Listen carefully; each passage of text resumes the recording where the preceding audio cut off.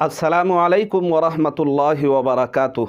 उम्मीद है कि सारे नाज़रीन अहबाब बख़ैर वाफ़ियत होंगे। अल्लाह ताला आप लोगों को ऐसे ही खुश रखे। सामीन, आज की इस वीडियो में एक बहुत ही अहम मसला लेकर हाज़िर हुआ हूँ। पहले आप मसला समाअत कर लें।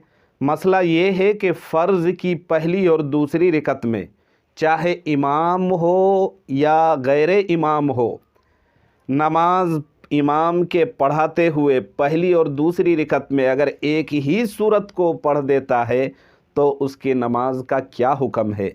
या इमाम नहीं है, मुनफरिद है, अकेला नमाज पढ़ने वाला, कोई फ़र्ज़ नमाज जमात छूट गई है, वो अब अलग से पढ़ रहा है, और जिन दो रकतों में फ़र्ज़ की जिन दो रकतों में तिलावत होती है, अलहम्दो शरीफ भी और साथ साथ कोई सूरत पढ़ी जाती है, उन दो रकतों में अगर किसी एक ही सूरत को पढ़ देता है तो उसकी नमाज का क्या हुक्म है, क्या ये सही है या गलत है, उससे नमाज हो जाएगी या नहीं होगी, क्या मसला है। तो ये तमाम बातें आज की इस वीडियो में बितफसील बताई जाएंगी। आपसे छोटी सी रिक्वेस्ट है कि फ़र्स्ट टाइम आप चैनल को सब्सक्राइब करें, वीडियो को लाइक करें और ज़्यादा से ज़्यादा कमेंट और शेयर करें।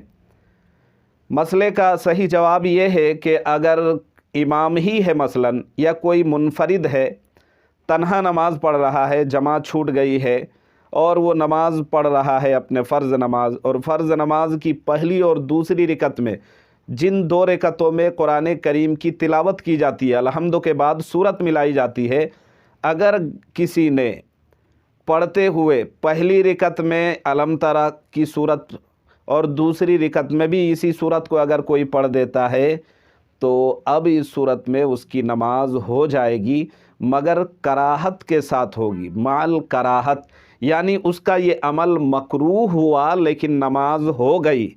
लेकिन अगर चाहे इमाम हो या कोई अन्य आदमी अपनी नमाज पढ़ रहा है, फ़र्ज़ की पहली और दूसरी रकत में किसी एक ही सूरत को पढ़ देता है, मगर गलती से अगर पढ़ता है तो उसकी नमाज बिला कराहत दुरुस्त हो जाएगी। यानी ये मकरूह अमल नहीं है, उसका ये अमल मकरूह नहीं है, बग़ैर मकरूह के उसकी नमाज सही हो जाएगी।